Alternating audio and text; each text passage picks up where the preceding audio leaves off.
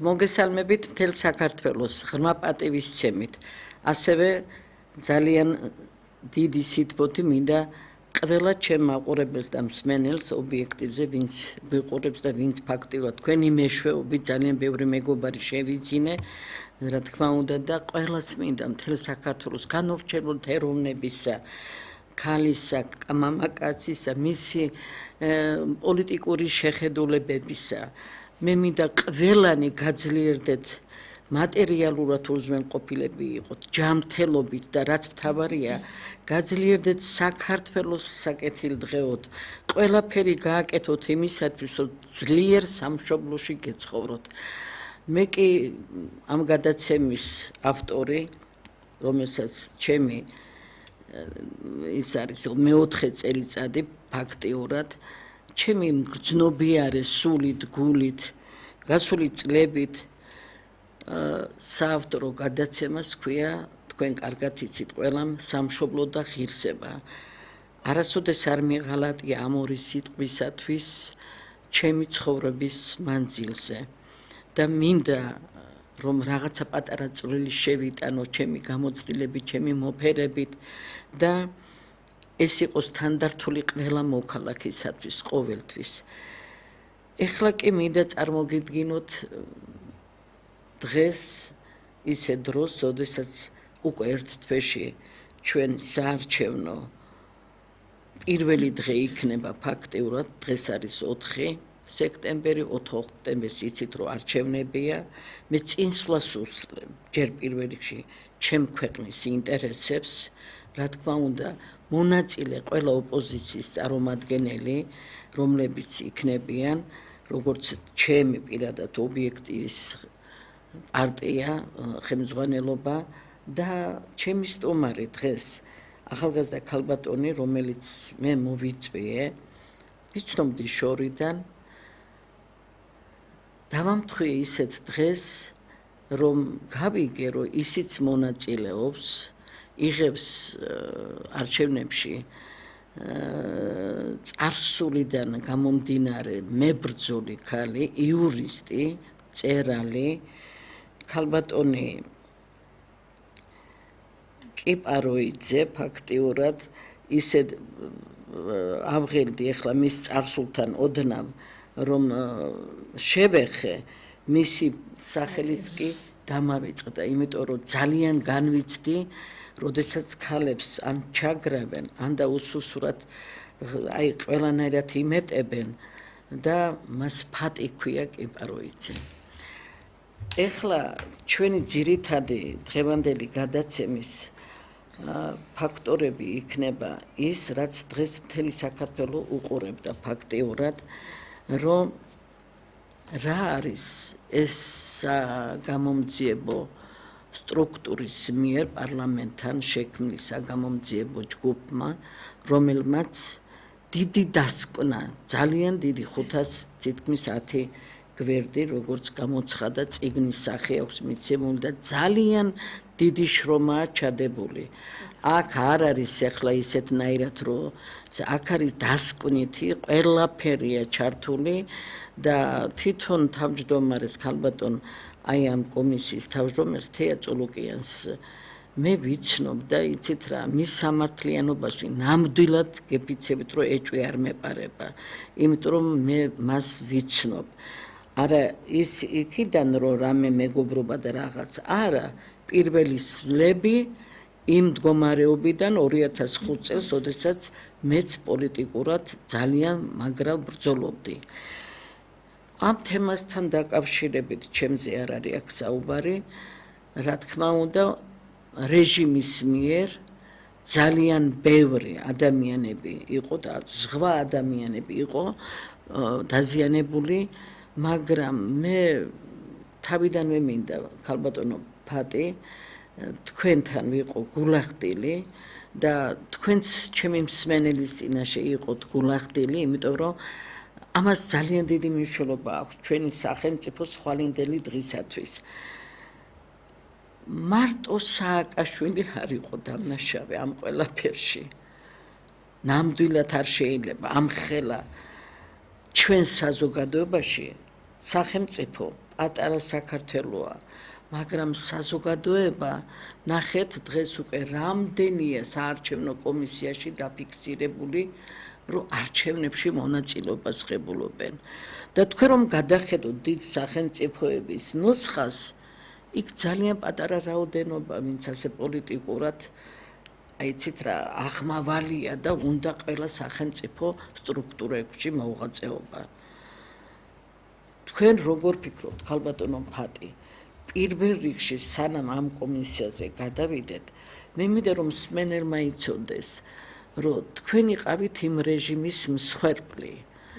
ისეთი მსხვერპლი, სადაც იურისტი ქალი, ახალგაზრდა, რომელიც არ დაემორჩილეთ და პრინციპულად ბრძოლობდით. არ დაინდეს, ყველაფერი იყადრეს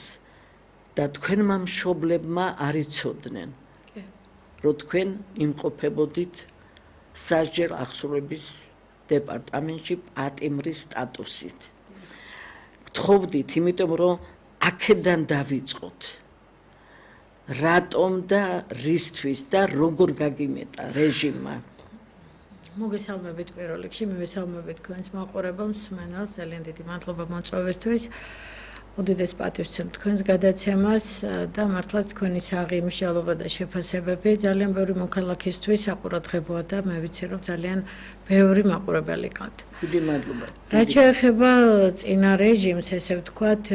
მე ერთ რამეში გეთანხმებით, რომ აქ ვერ გავავლეთ პარალელს, რომ ერთი პიროვნება, ერთი სააკაშვილი იყო აქ დამნაშავე მხოლოდ და მხოლოდ. და არ ახსოვს ისტორიას, რომ მხოლოდ ერთ ადამიანს შეექმნას რეჟიმი, სისტემური დანაშაული, ეს გამორიცხულია და იმიტომ რომ მე მის გვერდით მუშაობდნენ ერთ-ერთი ჩემი კურსელიც იყო, ძალიან ბევრი იყვნენ ჩემი ერთად დამთავრებული, ვისთანაც მქონდა იურისტები და მათთან მუდმივი შეხება მქონდა, მე არასოდეს არ მსურს ღიად მათი ნებართვის გარეშე სახელები და გვარები დავასახელო, თუმცა ეს პიროვნებები ქმნიდნენ საკმაოდ ძლიერ პოლიტიკურ და სამართლებრივ ამინდს იმ პერიოდში.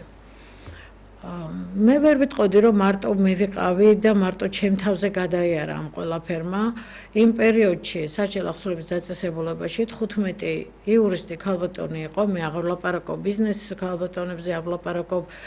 სხვა კულტურული ან სხვა სფეროდან ვინც იყვნენ. იყვნენ მოსამართლეც, პროკურორიც, ადვოკატებიც და ყველაზე სამწუხარო რა არის, იცით? თავდაპირველად ყველას ჰქონდა ერთი განცდა, რომ რატომ მე დამემართა. მაგრამ დროთა განმავლობაში, როდესაც უკვე მე უკვე გვიანი პერიოდი იყო 2010 წელი და მე მანამდე იქ უკვე იყვნენ ეს ქალბატონები და მათ ნათქვამს ვამბობ. ისინი ჩვენო მივხვდითო თანდათან, რაც წლები გადიოდა განსაკუთრებით ქალთა ბუნტის შემდეგ, ეგრეთ წოდებული ბუნტის შემდეგ, რომ ეს არ იყო თავმოყარეობის შემლახავი მდგომარეობა მათთვის. ეს იყო გმირობის ტოლფასი. იქ იყო ძალიან კარგი ჟურნალისტი ქალბატონი ერთი და დღესაც არის აღმერთო წარმატებებს უსურვებ ნანა სულავა, რომელმაც საკმაოდ ბევრი წერა ამ თემებზე და დღემდე წერს და აგრძელებს, იმიტომ რომ ეს იყო იმ პერიოდის თვითმხილველი და მან თავის თავზე გადაიტანა ეს ყველაფერი, როგორც ხვებმა. თუმცა მე იმ პერიოდში არ ვიყავი, იმ პერიოდში მე მუშაობდი როგორც ადვოკატი და უფლებათა დამცველი. ძალიან ნიჭიერია ქალბატონი. კი, ძალიან და ძალიან ბევრი წარმატებები აქვს და მალე ალბათ საქართველოს ძალიან კი. და საოცარი ის არის, რომ თავდაპირველი შეგრძნება არის ერთი რამ. არ ფიქრობ საკუთარ თავზე, ფიქრობ ოჯახზე, შვილებზე და პირველ რიგში მშობლებზე. ყველა მშობელს აქვს სიამაყის განცდა, რომ როცა მათი შვილი რაიმე წარმატებას აღწევს და მათთვის წარმოიდგინეთ, როგორი მტკივნეულია და როგორი რთულია, როდესაც გაიგებენ, რომ 15 ქალი ჯერ მათთვის მტკივნეული ის იყო, როგორც იურისტი, ისე როცა შევდიოდი ციხეებში ან სასჯელ ახსოვების დაწესებულებებში პატიმრებთან მოსანახულებლად და საქმიანი ვიზიტით და წარმოიდგინეთ მათთვის რამხელა ტრაგედია იქნებოდა ეს ყველაფერი და მე ორი ძმა მყავს და მათ ყველაფერი გააკეთეს, რომ ჩემ მშობლებს ამის შესახებ არ გაეგოთ. მათ იცოდნენ, რომ მე ვიყავი სხვა ქვეყანაში და მუშაობდი, რეალურად მართლაც იქ მუშაობდი ამ წინა ხელისუფლებისაგან გაქცეული, ესე ვთქვათ. ბევრი იყო ჩემ მდგომარეობაში და მეც ერთ-ერთი მათგანი ვიყავი. და მე არასოდეს არ მომსვლია აზრად, რომ შეიძლება და ვინმეს დავეჭერე. კი ბატონო, იყო იქ ფიქრობდი ფიზიკურ განადგურებაზე, მაგრამ დაჭერაზე არც მიფიქრეთ, ვერ საერთოდ არ ჩამოვიდოდი, ხო, ლოგიკურია. მაგრამ საოცარი კიდევ ერთი რამ იყო, რომ არც ერთმა ჩემმა ახლობელმა ნათესავმა მეგობარმა ჩემ მშობლებს ამის შესახებ არ აცნობა, რომ მე რა მდგომარეობაში მომყოფებოდი. და მე მათ მადლობა მინდა ყველას უთხრა ამისთვის, რომ ჩემი მშობლების ოჯახი რომ ვერ გადაიტანდნენ. ეს იქნებოდა ძალიან დიდი ტრაგედია, ყველა მშობლისთვის ტრაგედია. მართალი ხარ, არა ხარ მართალი, აქ უკვე ამაზე აღარაა საუბარი. თბილისში იყვნენ, თბილისში ცხოვრობდით, ხო თქვენ საერთოდ დია. და მაგას უკვე აღარ აქვს მნიშვნელობა, რატომ და რისთვის. აქ მთავარია ერთი რამ, რომ ფაქტი მოხდა, ეს რეალობა არის ისეთი, რომელიც უნდა მიიღო და მათთვის ეს უფრო მტკივნეული იყო, ვიდრე პირადად ჩემთვის. რა თქმა უნდა, ჩემთვის მტკივნეული იყო, რომ 4 შვილი მყავს და 4 შვილი დედის გარეშე დარჩა. ესენი არ იყვნენ დიდები, უფროსი 17 წლის იყო და ფაქტიურად ქუჩაში აღმოჩნდნენ. და რთული იყო ამ ყველაფერთან შეგუება, თორემ საკუთარ მდგომარეობას ახლა მე ვერ ვიტყვი და არ შემიძლია იმის თქმა, რომ პირადად რაიმე არ ადამიანური პატიმრეს, მაშინ თქვენ უკვე 4 შვილი გყავდა. კი, 4 შვილი მყავდა. და ბავშვები ვისთან იზრდებოდნენ? შემდეგ დედამთილი ცოცხალი მყავდა იმ პერიოდში და ჩემზე ნერვიულობას გადაყვა, ესე ვთქვათ, მეუღლე და ჩემი ძმები ყველანი ეხმარებოდნენ ერთმანეთს, რომ ბავშვებს არ ეგრძნოთ. ყოჩახ. ძალიან დიდი ფსიქოლოგიური მხარდაჭერა, როგორც თქვენთვის, ისე თქვენი მშობლებისთვის. აცხონოს თქვენი დედამთილი ღმერთმა, იმიტომ ყველა ამას არის ზედა რომ ახალი გარდაცვლილი მყავს და დედა ჩემისთვის დედამთილმა იცოდა, დედამ არ იცოდა სამწუხაროდ. ეს ძალიან დიდი ტრაგედია არის. გასაგებია, მე აღარ მინდა თქვენ ასე გააგრძელოთ. ერთი მნიშვნელოვანი ფაქტია და მე მიხარია, იცით რომ პირველ რიგში თქვენ ხართ საქართველოს მრავალშვილიანი დედა და მეორე მომენტი ფსიქოლოგიურად, რომ ამაყი, რომელიც ბედავთ და მშობლებს უმალავთ და ამით თქვენი ოჯახის ღირსებას იცავთ. მე მადლობა მინდა გითხრათ, რომ თქვენ ეს შეძელით, როგორ შეძელით, ვისი მეშვეობით ეს უკვე ჩვენთვის არ არის, მაგრამ ასეთი მძიმე ტრავმა გადაიტანთ იმ რეჟიმის დროს და ჩვენი საუბრის დასაწყისიდან მე უკვე ვგრძნობ, რომ თქვენ ისე არ ხართ, იცით, გაბოროტებული, როგორც ბევრი აქ მჯდომიც მინახია და ბევრი ადამიანი ისეა ხოლმე გაბოროტებული რაღაცა და თქვენ ამას შეეგუეთ და ერთად პარტიას შექმნით. ნახეთ რა არის, ეს შეგუება არ არის. უბრალოდ გამოვდივარ იქედან ყოველთვის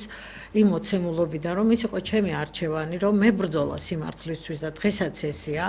თქვენ იცით ალბათ, რომ კოვიდის პერიოდში შექმნით იმი ჯგუფი და ჩვენ ვიყავით, ვინც მას ხიმა იმაღლებდა აცრების წინააღმდეგ, ვაქცინაციის წინააღმდეგ, იყო ძალიან შავი პიარ კამპანია ჩვენს წინააღმდეგ.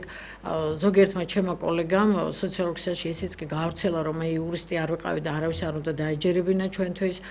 და კოვიდ გარდაცვლილების საქმეებს სწავლობთ, დღემდე ჯერ კიდევ არ არის გამოძიებული და დღემდე ვაგრძელებ ამ უსამართლობასთან ბრძოლას. ეს იყო ჩემი არჩევანი და უნდა როდესაც ირჩევ გზას იმ შედეგებისთვის მზად უნდა იყო. კი, რთული გადასატანია, რთული შესაძლებლობელია, მაგრამ როდესაც ირჩევ ბრძოლის გზას, მაშინ უნდა იცოდე, რომ იმ ბრძოლას მოყვება რაღაც ისეთი შედეგი, რომელიც მისაღები შეიძლება არ იყოს შენთვის. თუ ეს არ მინდოდა, მაშინ როგორც სხვა იურისტები იყვნენ, მშვიდად გავაგრძელებდი მათთან თანამშრომლობას, მეც ვივლიდი პატიმრებთან მოვაწერინებდი ხელს საპროცესოზე, გავაყიდინებდი ოჯახებს, სახლებს, რა ვიცი, ვაიძულებდი რომ ყველა მექანიზმი ვიცოდი. ეს ჩვენთვის იყო იმდენად მიუღებელი, რომ არანაირი სურვილი არ გამოჩნდა, რომ ყოფილიყავი მათი, ესე ვთქვათ, საქმიანობის თანამონაწილე. ამიტომ ვარჩიე ის გზა, რომელსაც დღემდე მივყვები და ალბათ სანამ შევძლებდა მექნება იმის გონიერება, რომ ვიბრძოლო სამართლობის წინააღმდეგ, ასე გავაგრძელებ. ზუსტად ეს პარტია საქართველოს იმისთვის არის შექმნილი, რომ ჩვენი ძირითადი მიმართულება იყოს უსამართლობასთან ბრძოლა, ადამიანის უფლებების დაცვა, ყველა სფეროში, განსაკუთრებით ჯანმრთელობის სფერო, განათლების სფერო და რაც შეეხება სამართლიანი სასამართლო, ეს ისეთი მტკივნეული საკითხია, რომელიც არ ვიცი, როდესაც მეიქნება მოგვარდეს ჩვენთან და კიდევ ის საკითხები სოციალური გარემო, რაც ჩვენ ქვეყანაში ვერანაირად ვერ დარეგულირდა, ვერ განვითარდა. ამ ძალიან ბევრი ფაქტორი უშლის, ხაც რა თქმა უნდა, დღეს ამაზე ავსაუბრობთ, ახლა სხვა თემა ჩვენი სასაუბრო, მაგრამ პარტიაში და ზუსტად ის ხალხია, რომლებიც აქტიურად მონაწილეობენ ადამიანთა უფლებების დაცვაში. და როდესაც ჩვენ ალბათ გადავალთ კომისიასთან დაკავშირებით საუბარზე, მე ყურადღებით უსმენდი კომისიის ხდომებს. მართლაც ცოტა გადაგასარეთ ახლა მაბატიეთ, მე გეთანხმებით კოლოსალური მუშაობა ჩაატარა 156 ხდომაზე მეტი აქვს ჩატარებული. კი ბატონო, კომისიის 100 მეტი ადამიანია მე მგონი და მათ შორის 50 თუ არ ვთქვი დაზარალებული. ძალიან ბევრი დაზარალებული და სხვადასხვა ვინც არის წარდგენილი ამ დაზარალებულზე არავირზე არ შეგეპარება ეჭვირო ან არ იყო ამ თუმცა მე ვთვლი რომ კიდევ ძალიან ბევრი შეიძლებოდა განხილულიყო და კიდევ ერთი ჩემი აზრი ეს რა თქმა უნდა სუბიექტური ეს კომისია იყო დაგვიანებული იმ ხელისუფლებას, წარსულ ხელისუფლებაზე, მაგ რეჟიმზე ლაპარაკი დაუსჯელობის სინდრომი რაც მოყვებოდა, გადმოყვათ იმ შუარგულებს ისევ იმ ხელისუფლებიდან გადმოსული პროკურორები, მოსამართლეები ძალიან ბევრი დასახელდა მოქმედი პირები არიან. მე მაგალითად კომისიის ხდომაზე ძალიან ბევრი სახელი და გვარი დასახელდა და მე დამჩა უკმაროსობის გრძნობა, როდესაც კომისიაზე არც ერთი მათგანი არ იყო გამოძახებული და საჯაროდ მათ არ მოუწიათ პასუხების გაცემა. თუ იყო საგამოძიებო კომისია, მეორე მხარეც უნდა მოეწვიათ და ის უფრო თვალნათელი გახდებოდა და უფრო ლეგიტიმურობა შეძენდა ამ კომისიის დასკვნას. როდესაც ორივე მხარეს უსმენ სასამართლოს პრინციპი და გამოძიების პრინციპი ეს არის ორივე მხარეს მოусმენო და ეს რომ ყოფილიყო ცოტა უფრო ადრე, რამოდენიმე წლით ადრე, ალბათ 2012 წლის მალევე ყოფილიყო და ეს კოჰაბიტაცია არ მოხვეოდა თავზე მთელ საქართველოს. დღეს მე დარწმუნებული ვარ უფრო საღი გარემო იქნებოდა საქართველოში და დღეს ეგრეთ წოდებული სინდისის პატიმარიც არ იქნებოდა და არ მოყვებოდა ეს ამდენი არეულობა, იმიტომ რომ ცოტა სხვაგვარად განვითარდებოდა ქვეყანა, მე დარწმუნებული ვარ ამაში. და მე სულ ველოდი რომ კომისიის ხდომის ბოლოს ყველა ის პოლიციელი, ყველა მოსამართლე, ვინაც უკანონო განაჩენები დაადგინა, ყველა ის პროკურორები, რომლებიც დღეს დაწინაურებულები არიან სხვათა შორის და დღემდე კარგად მუშაობენ, არავინ არ თხოვს პასუხს, იქნებოდნენ მოწვეულები და თუნდაც ერთი კითხვა იქნებოდა დასმული. რატომ გააკეთეთ? მათ ხო შეეძლოთ ეთქვათ, რომ მე მიბრძანეს. სამწუხაროდ მე ბევრჯერ მithქვია ჩემ გადაცემებში ყოველთვის, იმიტომ რომ წინააღმდეგობის მოძრაობამ მაშინ პირველად, როდესაც ჩამოყალიბდა საქართველოში და გაიგო, ეს იყო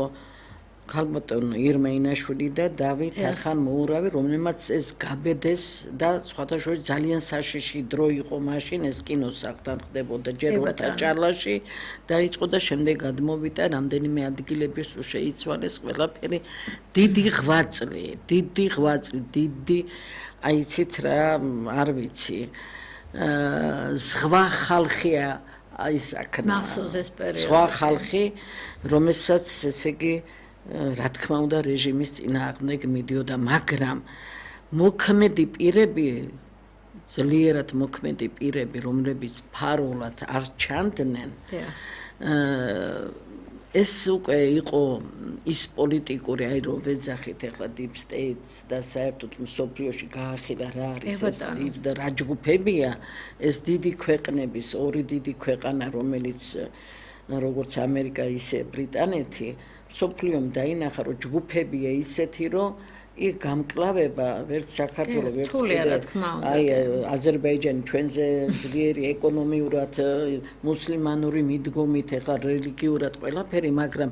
ხედავთ რამხელა წინააღმდეგობები ხდება პოლიტიკაში. აქედან გამომდინარე ჩვენ შეიძლება ვთქვათ, რომ ეს ყველაფერი, რასაც ბატონი დავითი ამბობდა, რომ არ კოჰაბიტაციაზე არ წახვიდეთ. მაშინ მეტი პრინციპულობა რომ გამოეჩინათ და თუნდაც დასაწყისი იყო და რაღაცა სხვა იცით რა ნეიტრალური მდგომარეობა რომ შექმნილიყო ისევ ეს აჯობებდა ვიდრე აი იმ გარე სამყაროზე დამყარებას რაც ფაქტიურად დაიჯერეს და დაინახეს რომ მითითები სახელმწიფოს შიგნით პატარა უცხო სახელმწიფო ჰქონდა, როდესაც სასამართლო შენობაში იჯდა ადამიანი უცხოეთის და ის ამბობდა რომ ვინ უნდა დადებითად გამოვიდეს, ესე იგი და ვინ კიდე უკაცრავა და ფეხებზე ეკიდათ რასაჯელით შევიდოდა. აქედან როცა იცით რა არის პოლიციის სისტემა ეხა თავისთავად ცხადია მე იმიტომ რომ ეს ერთი ძლიერი სამსახურია რომელიც სახელმწიფოს იცავს მაგრამ ყველა სისტემის წარმომადგენლები რო შეეგუენ ამას და არც ერთმა რა თქვა გულახდეთ იმიტომ გარე სამყარომა ეს ოპოზიცია მხარი წოდა რა ხდებოდა შიგნ სტრუქტურებში მერე და მერე გამოიკვეთა ეს ყველაფერი თითქმის სახალხო დამცველის აპარატიც კი იმ დონემზე იცი რა მათრე იქ ახალგაზრდა ქალი იყო ახლა მაგრამ იმ დონეზე რასაც ჰქონდა მაშინ ბატონ დათო სალარიძის დროს ეფექტი მუშაობას ხო ეფექტი მუშაობის და იცით რაც მთავარია შუაღამისას ესე სწრაფი რეაგირების ჯგუფები რაღაცა აბსოლუტურად დაემსგავსა უკვე კანცელარიის განცხადებების მიღება და გასტუმრებას და ადამიანები დაუცველებით რჩებოდნენ ბევრ შემთხვევაში ხშირ შემთხვევაში ფაქტიურად აქედან გამომდინარე ეს ყველაფერი დამყარებული იყო გარე სამყაროს დაკვეთების მეშვეობით ჩვენ ამას უნდა შევეგუოთ და დღევანდელი საარჩევნო კომისია იქნება თუ სახელმწიფო სტრუქტურები ეს უნდა გაითვალისწინოს იმიტომ რომ დაიღალა მოსახლეობა დაიღალა იცით რა არის აი ხლა ეს მაგალითი რატომ დიდი ხანია მე შორიდან ვიცნობდი ქალბატონ ფატის მდგომარეობას ყველაფერი მაგრამ ველოდებოდი მაინც ფიქრობდი რომ შეიძლება ვინმე დაინტერესდეს აბა ქალების სამყაროში ჩაეხედათ იმ დროს ქალების მიმართულებისკენ რა გზა ქონდა რეჟიმს აღებული და რა გადაიტანეს ამ ქალბატონებმა იქ რა თქმა უნდა მე შემიძლია ვთქვა ის რომ ესაც მაშინ ქალბატონი ირმა მაგრად იბრძოლა მე მახსოვს ძალიან რომ ქალთა საკითხები წინ წამოაყენა ძალიან ჩვენ ერთად მუშაობდით და მოვდივართ 2005 წლიდან ყველაფერი ვიცით და აი ეს რაც ამინისტია მოხდა და ქალბატონები გამოვიდნენ გარეთ ეს არის ძალიან დიდი მიღწევა მაშინ ამ ბრძოლების მაგრამ შიგადაშიგ ქალთა საკითხი მე როდესაც პირველი შემეხოდა იცით რა არის მე ვიზრდებოდი ისეთ ოჯახში სადაც სამშობლო დაკარგული ადამიანები მოხუცები ცხოვრობდნენ იმათ თვალებში დღემდე მახსოვს ის ტკივილი რა არის სამშობლოს დაკარგვა ძალიან მძიმედ მახსოვს და მე როგორც აქტიური მონაწილე ჩემი ქვეყნის ყველანაირად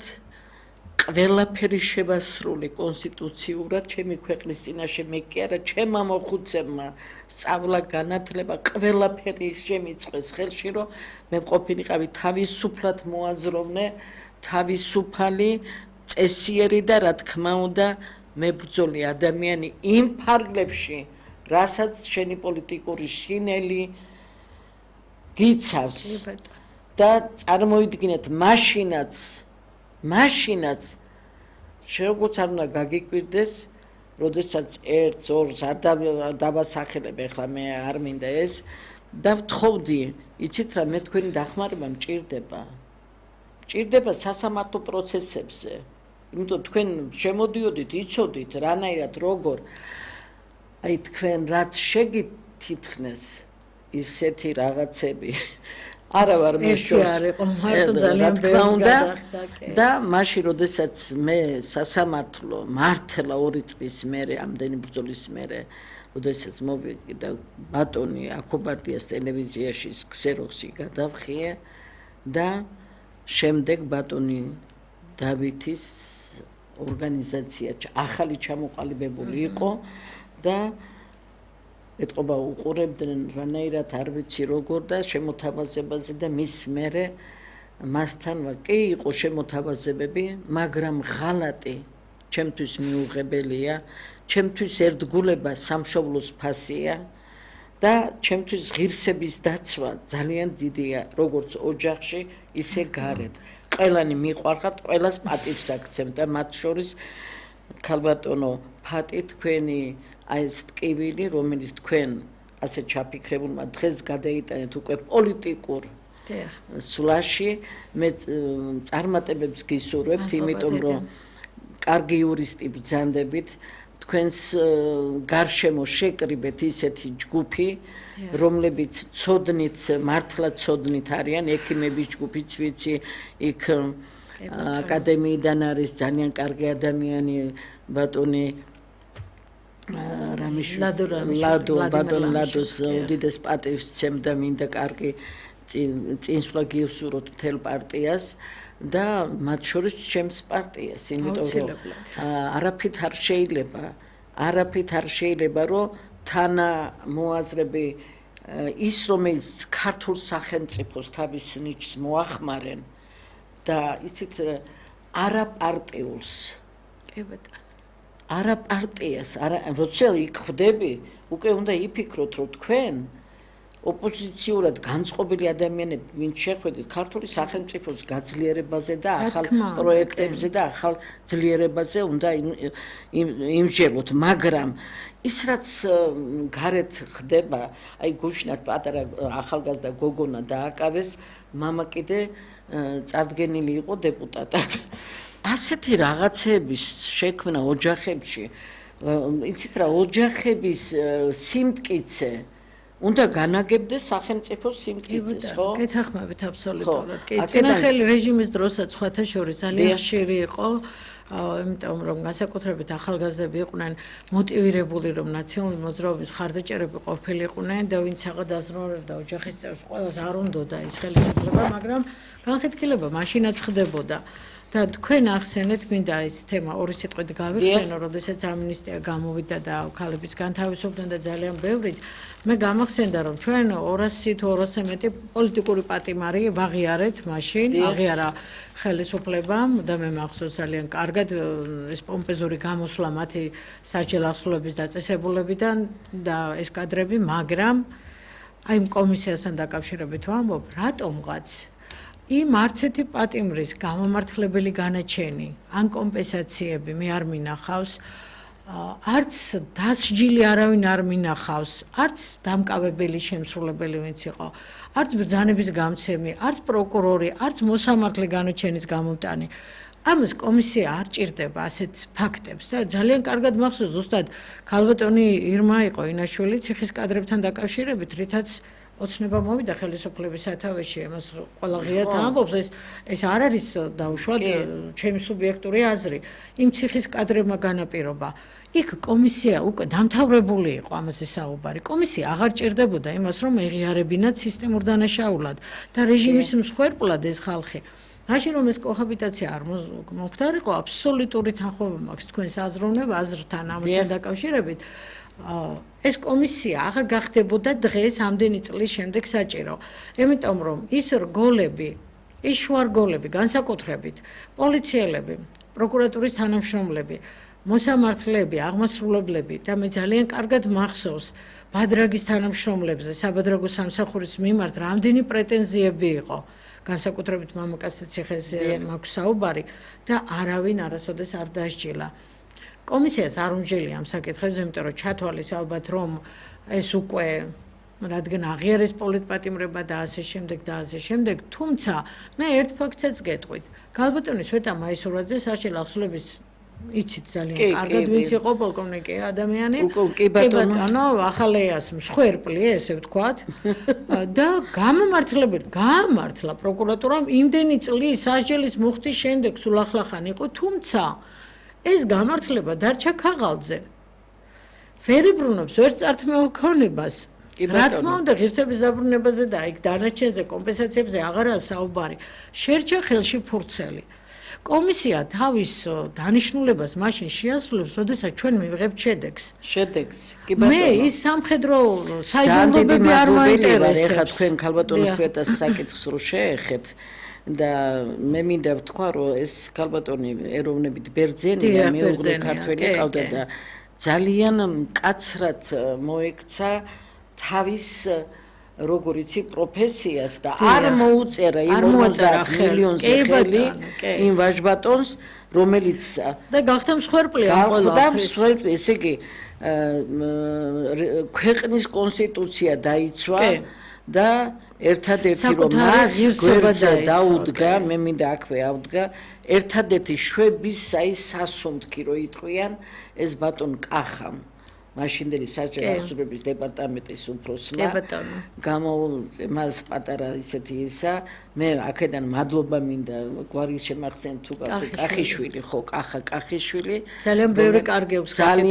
კარგი გააკეთა სხვათა შორის ძალიან ადამიანების ღირსებას რაც კი შეიძლებოდა რომ ცოტა მაინც სანამ სასამართლო პროცესებს გაივლიდა და ბატონ კახამ იცოდა რომ რთული იყო ამ სასამართლო პროცესების გავლა და აი ეს პატარა რაც კი შეღავათი როგორც პროფესიონალ იურის თავის სამსახურში ფინანსისტი იყო ხო და აი ეს შეუნსუბუქა ესეთი მძიმე პერიოდი განვლო ამ ქალბატონებმა თქვენი სახით და ფატი მე ერთ რაღაცას მინდა დავრწმუნდე და თქვენი ოპოზიცია გავიგეთ, მაგრამ ჩემთვის ძალიან მიუღებელია აი წეგან ვახსენე, ხო? გუშინდელი ბავშვი გამოვიდა და აკავეს და გარეთ ეს იცით რა სცენას არ ვიტყვი, თითოეულ მათგანს, ოდესაც გამოდის პატივს ვცემ ყველას, იმიტომ ეს არის თავისი შეგრძნება, თავისი სულიერი მოთხოვნა, თავისი პოლიტიკური ხედვა, მაგრამ ის რომ გარე სამყარო ჩამოკიდებული იყოს ჩემი ქვეყნის ავან ჩავანზე რო იცი რა ხვალ როგორ გაართულოს და ეს პირველ რიგში ჩვენ ვხედავთ რომ უკრაინას ძალიან დიდ ძმობას უწევს საქართველოს თავის ფარგლებში რაც შეუძლია რაც კი შეუძლია ამას დანახვა ჭირდება უბრალოდ რომ ამას დანახვა უნდა და მე ვიცი რომ ახლა ქართული მუსიკის ეკრანის სცენაზე უნდა გამოჩნდეს ხვალ ფაქტიურად ნიკოლოზ რაჭველი თავისი ხელოვნების ხაზით. ჩვენ ვიცით რომ ძალიან ნიჭიერია ბატონი ნიკოლოზი და დღეს უბრალოდ მოვისმინე გია ყანჩელის მუსიკა, როდესაც შემოგთავაზა ტელევიზიამ ერთ-ერთი TV პირველმა და იცით რა მართლა გეუნებ გულს სისხლი. აი უნიჭიერესი ხარ, აქედან მინდა მივეფერო. ნამდვილად ძალიან ნიჭიერი ხარ, მაგრამ შენც ქალბატონი ნინო ქათამაძეც და უკრაინაში ამას ახორციელებთ და ეს რო იყოს ისეთი მიდგომა, რომ იცით რა, თქვენ პოლიტიკური ხაზით არ იყოს, მე გამეხარდებოდა აი კულტურის ხაზით რო იყო წარდგენილები ყველაფერი, რატომ გაეხვა ეს მთელი დაიყოფა ეს კულტურის მუშაკები, დაიყოფა, ყველა დაიყოფა რაღაცნაირად, არ ვიცი როგორ არის, მაგრამ მე აქვე მინდა ჩემს მაყურებელს და თვითონ თუ ვინმე მისმენს, აი ნიკოლოზ რაჭველის მხრიდან ამ ერთობისგან, ან ოპოზიციისგან მე მინდა მათ უთხრა, რომ უკრაინის გვერდზე საქართველოს ყოველთვის იდგა. კი ბატონო. და ნიშნად მე მინდა მათ შევახსენო, რომ აბულაძე რუსუდანი იყო ასეთი და არის ალბათ ცოცხალი, მე გამეხარდება რომ ის ცოცხალია, დაიბადა ქალაქ თელავში 1920 წელს. დაამთავრა თბილისის სამედიცინო ინსტიტუტი 42 წელს. რა წლებია 1953-56 წლებს იგი მუშაობდა მოქმედ სამხედრო არმიაში უკრაინის პირველ და მეოთხე ფრონტზე ქართველი ქალი 302 დივიზიის ექიმი ორდინატორის პროფესიით მრავალი უკრაინელი მოქალაქე შეუნარჩუნა სიცოცხლე და შემდგომში იგი უბრუნდება საქართველოს და მშობლიურ თელავში მუშაობდა წამყვან ექიმ ინფექციონისტად. თქვენ როგორ ფიქრობთ? ეს ერთი მაგალითი არის ის, რომ უკრაინას ყოველთვის სამხედრო საკითხები იყო თუ რაიმე პრობლემატური იყო თუ რაღაცა იყო საქართველოს ყოველთვის იქ წარმომადგენელი იცავდა და იყო აი პატარა საქართველოზე რომ ვიმსჯელოთ აი ამ ბოლო წლებში როგორი მიმართულების იყო იქიდან ზოგიერთის მე არ ვამბობ უკრაინელი ხალხის ზოგიერთი ოპოზიციურად ეგრეთ წოდებული deep state-ის ხალხი რომელმაც ეს ჯგუფები შექმნეს აქაც იქაც და საქართველოს ვერ შეიყოლის ამისთვის ნამდვილად დიდი მადლობა მინდა უთხრა ბატონ ბიძინას იმიტომ რომ მატერიალური უზრუნველყოფა ჩვენ სპორტსმენებს ჩვენ ხალხს ჩვენ საზოგადოებას არ ექნებოდა სახელმწიფოც ვერ იარსებებდა და ამის ხედვა და ნახვა აუცილებელია ის ოპოზიცია იქცეოდეს ისე როგორც ქართველი ერის კულტურას ეკუთვნის შეიძლება ასეთი სახე ქონდეს მამა იყრის კენჭს არის სიაში შეზუდა შვილი არის სხვა ოპოზიციაში აქედან გამომდინარე მსჯელობა თქვენთვის დამითმია ის ვინც დგას ამ საჭესთან და ვინც უყურებს რომ იცით რა ჩემი სახელმწიფოს გაძლიერება უღელი ვინ უნდა ატაროს როგორ უნდა ატაროს და რა მიმართულებით უნდა ატაროს აი ეს თუ ისევ შეშლა იქნება დამიჯერეთ რომ უპასუხისმგებლობა არც ერთ სახეობაში საქართველოს ვერ გამოადგება შეცდომის დრო უფრო უკვე აღარა გვაქვს ქალბატონი ფარტის მაგალითი მე მგონი ყველა ოჯახისთვის დამაფიქრებელია როგორია რომ იყო ტყვეობაში პატიმარი იყო და მშობლებმა არ იცოდნენ და ეს ყველაფერი გარემომ და მით უმეტეს ბავშვების მამის მხრიდან ყველაფერი იყო შექმნილი ისე რომ არ გაგონილიყო ეს არის ბუნება ჩვენი მოსახლეობის ქართველი ოჯახის სირცხვილის მით უმეტეს ქართული ქალისთვის ეს კი ბატონო დემოკრატია ყველაფერი მაგრამ იმ დემოკრატიაში როდესაც ჩვენ შევდგით 1994 წლის კონვენციის ხაზი ყველა სფეროში მოვაწერეთ ხელი ჩვენ ის არ დაგვიწერია რომ რელიგია გაილანძღოს ქალების ინსტიტუტი ასე აბუჩათ აგდებული იყოს ოჯახის ინსტიტუტი ყველანაირად ესე იგი წაქეძები იყოს და ბავშვთა უფლებების სფეროში ვინც მუშაობს არიქა მასწავლებელმა როგორ გააკეთა რანაირად გააკეთა დაარტყა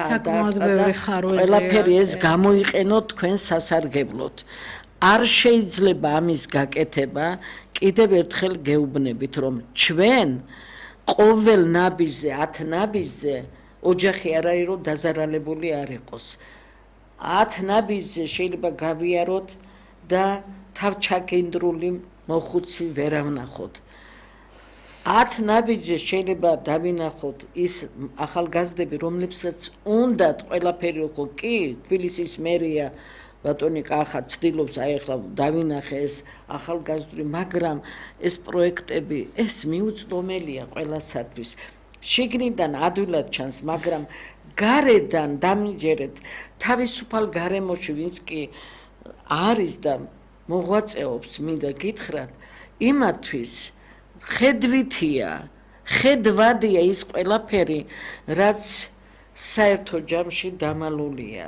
და ვეღარ უძლებს ეს ამ საქართველოს დამიჯერეთ, რომ უკვე ძალიან ბევრი გულნატკენია, მაგრამ სახელმწიფო სტრუქტურებშიც დღესაც ვამბობ, ქალბატონო ფატი, თქვენი საუბრიდან მე ვგრძნობ იმას, თქვენი პრინციპული შესვლა ის კი არა, რომ რაღაც პარტიული საქმე გააგრძელოთ, რაღაც არამედ სახელმწიფო აზროვნებით დაეხმაროთ იმ შედეგს, რა შედეგიც თქვენ გულუბრყვილოდ გამოგრჩათ ხელიდან, იმიტომ სითამამემ ვერ გაპატიათ. კი. სითამამემ. ალბათ, იმიტომ თამამი ნაბიჯები გადადგიდა, გეგმათ რომ ზედმეტი პრინციპულობაც ეს ყველაფერი. და აქედან გამომდინარე თქვენის ნებართვით კიდე მინდა ერთ თემა შევეხო, იმიტომ ქალთა ქალები მაინც დაზიანებულები ძალიან მე არ ამყავს ის ადამიანები, რომლებიც ვერ პოულობენ იცით თავის ადგილს. როდესაც თქვენ უხმაუროთ თქვენი ადგილი დაიკავეთ, შექმენით გარკვეულ ადამიანების წრესთან და თქვენ ნომერ პირველი ხართ ამ სიაში. წარმატებას გისურვებთ. მადლობა დედი. მე მინდა 20 აგვისტოს ქალბატონი რუსუდან ბერიძე გავიხსენო. იმიტომ როდესაც ადამიანის უფლებებზეა დაცვაზეა, მე ბევრი შეხება მქონდა ქალბატონ რუსუდანთან. მე 20 აგვისტოს მე არ ვიყავი აქ საქართველოში გასული ვიყავი და ძალიან განვიცადე, როდესაც ის უკვე ცოცხალი აღარ არის, მაგრამ ნახეთ სულ უყურებდი, სულ უსმენდი საქართველოს პრეზიდენტი მაშინდელი ქალბატონი რომელიც იყო, ხშირად ხვდებოდა ქალთა ინსტიტუტებს, მაგრამ მე მახსოვს ომბუდსმენის აპარატიდან, იმიტომ თანამშრომლობდით და ვხედავდი ქალბატონი რუსუდანის შემართებას, იცით რა მე რა იცით ძალიან ტკივილიანი იყო მისი ბიოგრაფია, რომ გადავიკითხე წიგნის სახით, ძალიან ტკივილიანი, მაგრამ ამას არავის არ ახვევდა. ის იყო ერთგული თავის სამშობლოსი, თავისი ხალხის, დასჯის გააუქმების ერთ-ერთი ყველაზე მომხარე. ერთხელაც ვიფიქრე, ეხლა იცით რა, აი ასეთი ქალბატონი იყო კიდე ქალბატონი ნანი ჭანიშვილი, მაშინ პარლამენტარ კლუბის თავმჯდომარე იყო და ისინი პირველად იყო, რომ ჩინეთში ჩამოყალიბებული იყოს სემინარი კი არა პრესკონფერენცია ჩინეთში პირველი მსოფლიოს სადაც საქართველოს გამოჩნდა იქ და აემორი ქალბატონის სახით გაძლიერებული საქართველოს გამოჩნდა, იმიტომ ძლიერი ქალბატონები ყავდა ნინო ჟვანია, ნანა ხაზარაძე, თამარ ლაშქარაშვილი, უამრავი ადამიანები ბოდიშვილი ყველას წინაშე ვერ გამოვხატე თვითონ ჩემი ეროვნებათა შორისო საბჭოდან უამრავი ადამიანი, რომელიც უღალატოდ ყოველდღიურად დგებოდნენ და ემსახურებოდით ჩვენ ქვეყანას. და ქალბატონი რუსუდანის მოწვევა არც ერთხელ არ დავინახე. ქალბატონი მაშინდელი პრეზიდენტი, რომელიც უკვე გაუვიდა ვადა და გადადგა, ამდე ერთხელ დაეპატიჟებინა ეს ქალი, ანდა რომელიმე გამოცდილი. არა, იცით რა, ისეთ ადამიანებს გარკვევთ, ხა ჩვენც ვხედავდით არა, თავისთავად ცხადია იყო, რომ იმათ არ დაეთანხმებოდა ქალბატონი რუსუდანი უჭკვიანესი ქალბატონი იყო და იმ წუთშივე მიხვდებოდა, რომ იქ სხვა დავალებების ფორმა იყო და ეს დავალებები, რომლებიც დღეს ხელს უშლის ჩვენს ქვეყანას, ოპოზიციის სახით წარმოუდგნენ და აფიქსირებენ ამას, რომ აი ჩვენ ვართ ქვეყნის გამგრძელებელი და კიდე უნდა ვიყოთ, რახან ერთხელ იმ სიებში სადღაც არ ვიცი როგორ იყვნენ, ღმერთმა კარგად ამყოფოს სულ ყველა თითოეული მათგანი, მაგრამ მე ასე ვიტყოდი, მე სამშობლოს სიყვარული თვალებიდან აი რამდენიმე შეხვედრა მქონდა ქალბატონ რუსუდანთან, საერთოდ გასვლითი სტოკჰოლმშიც ერთად ვიყავი და ვხედავდი იმ ღირსების დაცვას, რასაც ეთქვა სახელმწიფო სამსახურის დაცვა. და როცა გარდაიცვალა, მე ნამდვილად ვიცი, მან უარი თქვა ყველანაირ შემოთავაზება, სასაფლაოდან დაწყებული ქალბატონი რუსუდანს გადახდილი ქონდა ყველა ფული. ყველა ფული გადაიხადა ოზურგეთის ბინა და გაყიდა სახლკარი თავისი. ოჯახის, მამის არავინ აღარ იყო თავისთავად ცხადია ბიძაშვილები ღმერთმა უმრავლოს ყველანი და არც ერთი კაპიკი სახელმწიფოდან რომ არა მე დამასავდა აი კუბოს სამწევებიც კი გადახდილი იყო თანხა რომ არავინ არ შეწუხებულიყო მე არ ვიცი ეს მაგალითი რატომ მოვიყვანე იცი ძალიან დიდი სიყვარული ძალიან დიდი შემართება დაწყებული ოჯახის დედის შთამომავლობა ყველაფერი მას იცით რა ამშვენებდა მაგრამ არასოდეს არ გათამამებულა მოკრძალების ინსტიტუტი ისეთი ქონდა ერთ რაღაცას რომ დაგაყოლეს ღამე არ მეძინა რომ დილამდე ის შემესრულებინა და თვითონ ისეთი მოკრძალებით იყო ყოველთვის ომბუდსმენის აპარატთან ბატონ დავით სალარიძესთან ჩვენთან თანამშრომლებთან ერთობლივად კეთდებოდა სახელმწიფო საქმე მაგრამ მოხდა ის რაც გარედან შეკვეთით როგორ მოხდა რა მოხდა ეს არც ჩემი საქმე არც ჩემი სტუმრის საქმეა ეს არის დიდი პოლიტიკის საქმე ჩვენზე დიდი ისტორიკოსები არიან და იმათ უნდა ისაუბრონ ამაზე ჩვენ მხოლოდ ხვალინდელი დღე გვინდა ფატი როგორი იქნება თქვენ როგორ ფიქრობთ როგორ მიაღწევთ ამას სიმშვიდეში თუ აი როგორ გინდათ რომ თქვენ დანახული იყოთ აი ამ ასპარეზზე როგორც თანამონაწილენი თქვენი სამშობლოს და მისი ღირსების დაცვის ძალიან კარგი კითხვაა და ძალიან კარგი თემა მე უბრალოდ ძალიან მოკლედ ცოტა შევიდან დავიწყებ სხვათა შორის მიუხედავად იმისა რომ მთელი მსოფლიო ამაყობს ფემინიზმის თემით რომ პიროლები მათ დაიწყეს და ისინი იყვნენ ამ საკითხის ესე თქვა წინ წამოწევი მე დააღვნიშნე რომ ჩვენ ყავდა სამი უძლიერესი ქალბატონი რომლებმაც ქალთა უფლებების დაცვაზე ამოიღეს ხმა ჯერ კიდევ გასული საუკუნის დასაწყისში ეს იყო ბარბარე ჯორჯაძე იყო ეკატერინე გაბაშვილი და იყო მარიამ დემურია რომელთაც მათ შექმნეს ესე ვთქვათ ქართული ფემინიზმი არ იყო მაგრამ ქალთა უფლებების დაცვის პირველი პრეცედენტი ქალბატონი ეკატერინე გაბაშვილი ყველამ ვიცით ვინ იყო პირველი ქალბატონი რომელმაც ქალთა პედაგოგიური განვითარების საკითხი დააყენა რომ ქალს აუცილებლად უნდა ისწავლა ქალი აუცილებლად უნდა ყოფილიყო ჩართული პედაგოგიურ საქმიანობაში და სავალდებულო იყო ქალთა გონებრივი განვითარება და ნუ ეხლა ეს მაგალითი მომყავს იმიტომ რომ ჯერ კიდევ საუკუნის წინ და უფრო ადრე ქართველის გენში იდო ის რომ ქალი არ შეიძლება იყოს დაჩაგრული იმ კუთხით რომ მან არ მიიღო საზოგადოებრივ საქმიანობაში მონაწილეობა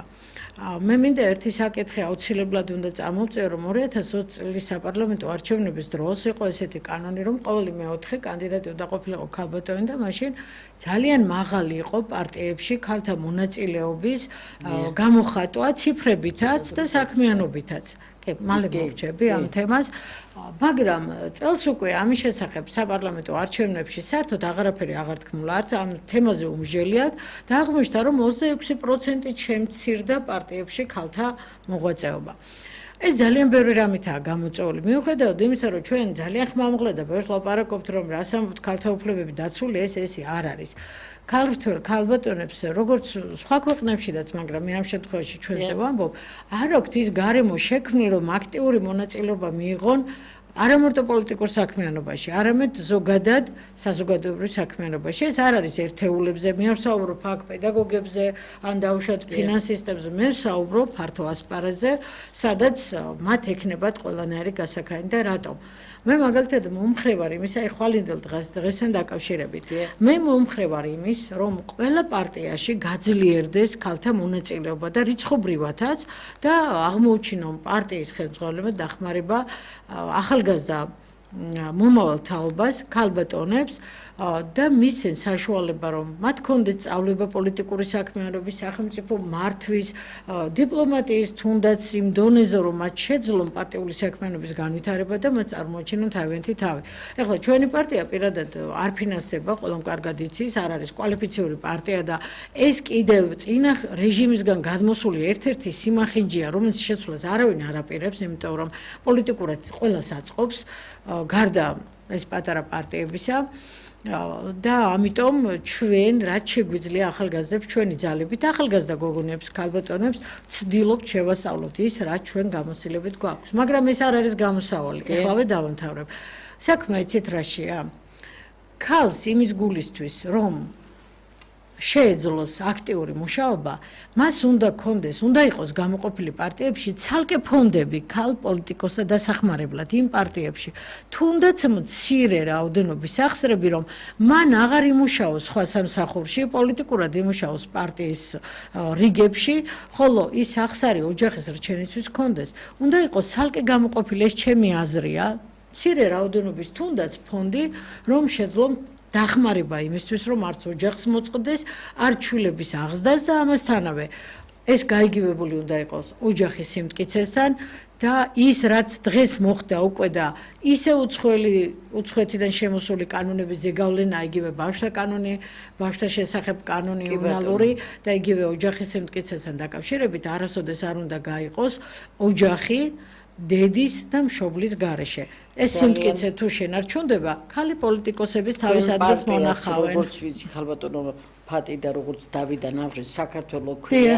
11 ნომერია ჩვენი საარჩევნო ნომერი კი. ჩვენი პარტიას თავისთავად ცხადია, მაგრამ მე მინდა უკვე დავასრულოთ ეს გადაცემა. წინსვლა უსურო საქართველოს, რა თქმა უნდა საქართველოს წოდებული პარტია ბრძანდებით და